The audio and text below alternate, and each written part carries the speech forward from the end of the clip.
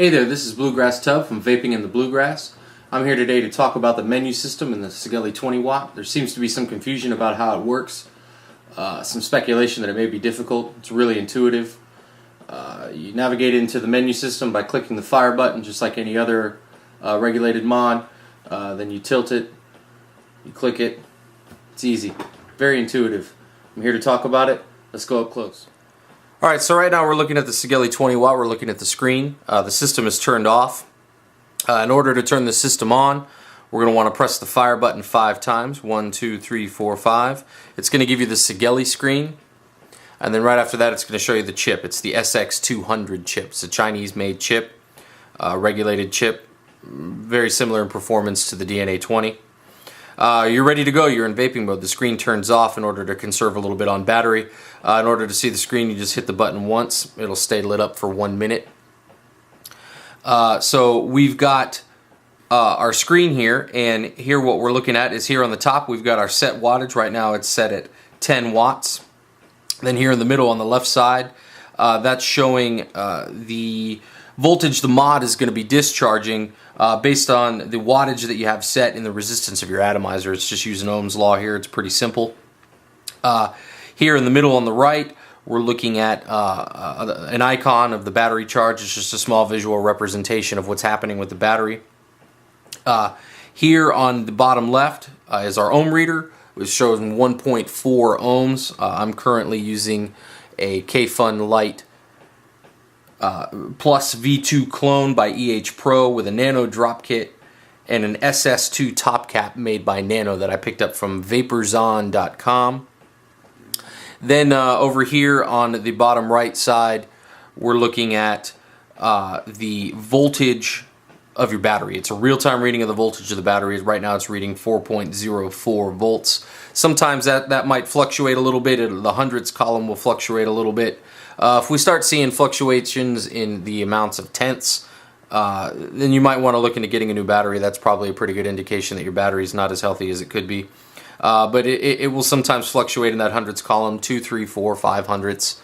It's not a big deal. Like I said, it's a real-time reading of the voltage of your battery, and a little bit of fluctuation in that column is not that big of a deal. So we're sitting here vaping at 10 watts, and it's putting out 3.74 volts, and you say to yourself, it's not quite as hot as I'd like it. I'd like to get a little bit hotter. So what we're going to want to do is we're going to want to engage the menu system. In order to do that, we hit this fire button 5 times. 1, 2, 3, 4, 5. And that brings us into the menu system. Right now the first one is system. If you were to tilt it, it's going to turn off. The screen's going to read bye-bye, and you're going to have to turn your machine back on. You click it one more time, and here's where you get to where you can set your wattage.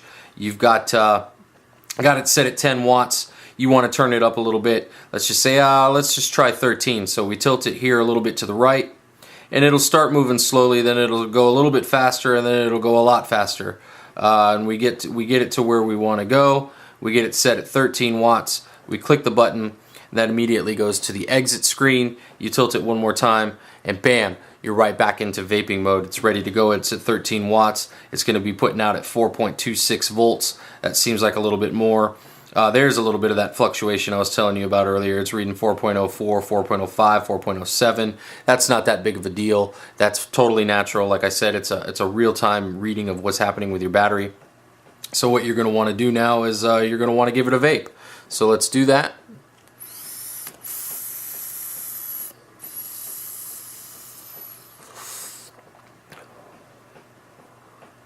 Yeah, you say that's the stuff right there. That's where I want it at. I want it at 13 watts, and we're ready to go. But let's say that you're done for the night, or you're getting ready to put it in your pocket or your bag or what have you. You click the button 5 more times. 1, 2, 3, 4, 5. That's going to bring you back into the menu system.